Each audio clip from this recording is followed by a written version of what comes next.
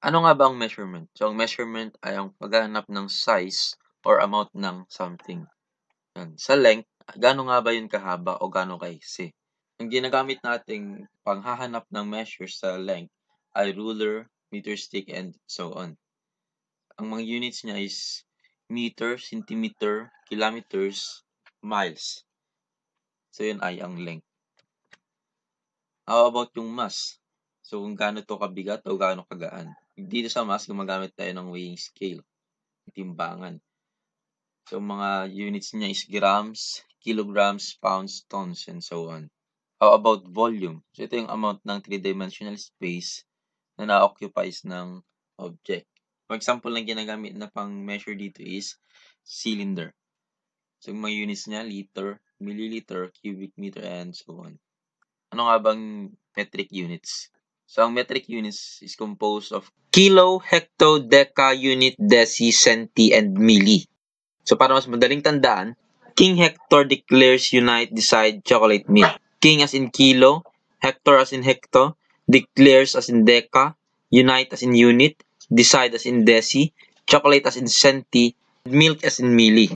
So, sa kilo, sandyan yung kilometer, kilogram, kiloliter. So, pinagpapalit lang siya ng meter, gram, or liter. Sa hecto, yan din yung meter, gram, liter.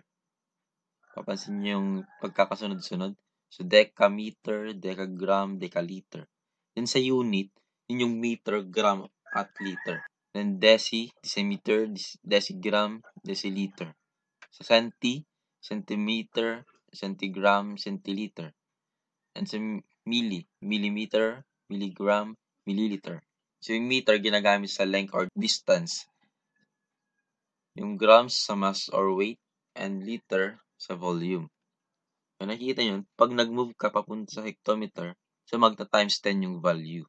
For example, 1 kilometer is equal to 10 hectometer. Ganun. And pag nag-move ka ulit, papunta sa decameter, times 10 ulit yun. And another 10, pag nag-move ka ulit, times 10 ulit, then times 10, and times 10. Pero pag nagmula ka sa right, papunta sa left, magdi-divide ka naman sa 10. So, mula sa milli, punta ka sa centi. For example, 10 millimeters is equal to 1 centimeter. Okay, so, paano nga ba mag-convert ng measurement gamit itong metric system?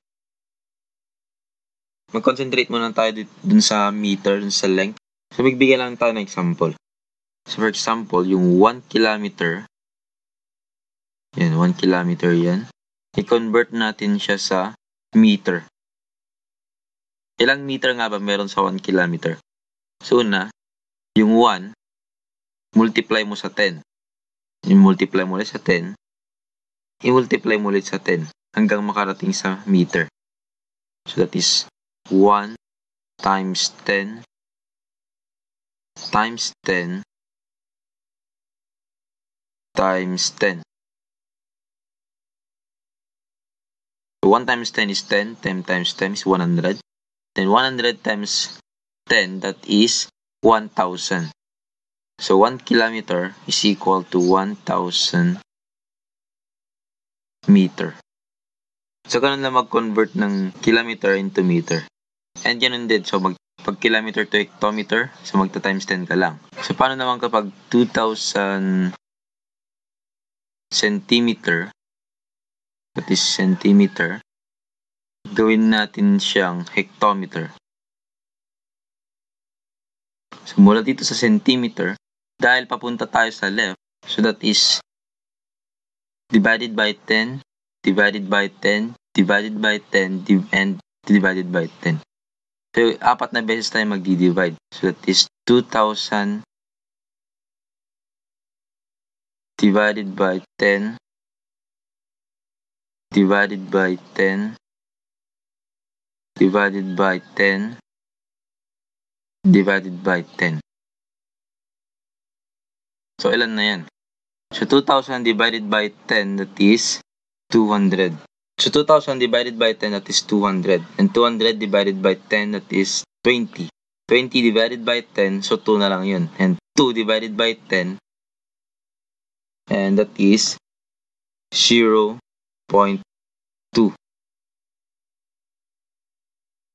2,000 centimeters equal to 0.2 hectometer. Pero may mas madaling paraan para ma-convert yung mga units. For example to 1 kilometer.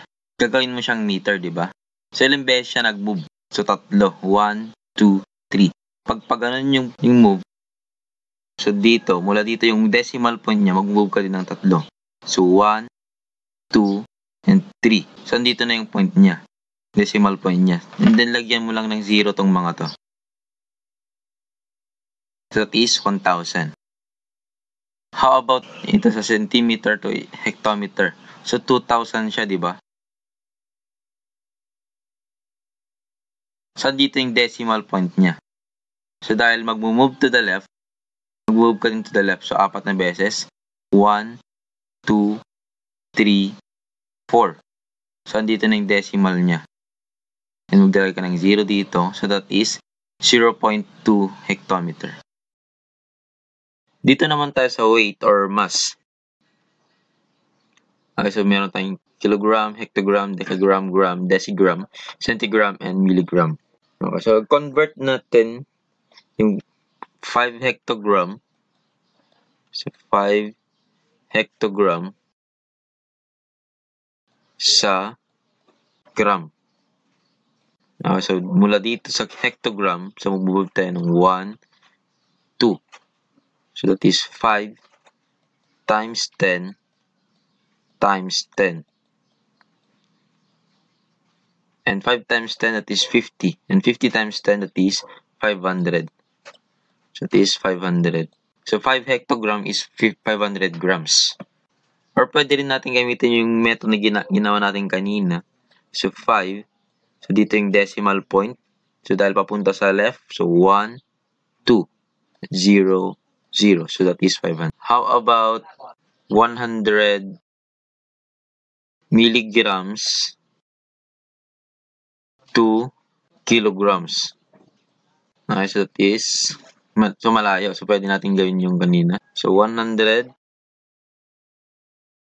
So ilang beses tayo mag-move? So mula dito, 1, 2, 3, 4, 5, 6. So 6. That is, mula dito, 1, 2, 3, 4, 5, 6, 0.00000.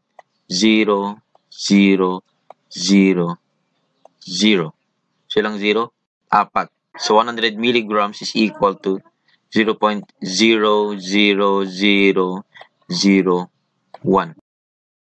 Okay, so dito naman tayo sa volume. So kiloliter, hectoliter, decaliter, liter, deciliter, centiliter, milliliter. For example, 1,000 milliliter, i-convert mo to liter. Okay, so 1,000. So mag-move ka lang mula dito sa milliliter papunta sa liter. So 1, 2, 3. So 3. So mula dito, so 1, 2, 3. So that is 1. So 1,000 milliliter is equal to 1 liter. Para lang sila kung paano mag-convert. So basta tandaan nyo lang yung pagkakasunod ng kilo, hecto, deca, unit, deci, centi, and milli. Or King Hector declares unite, decide, chocolate milk. So ito ang video natin para sa araw na ito. At sana nag-enjoy kayo at may bago kayong natutunan. At huwag kakalimutang mag-like, mag-share, at mag-subscribe at pinutin na rin ang notification bell para updated kayo sa mga bagong video.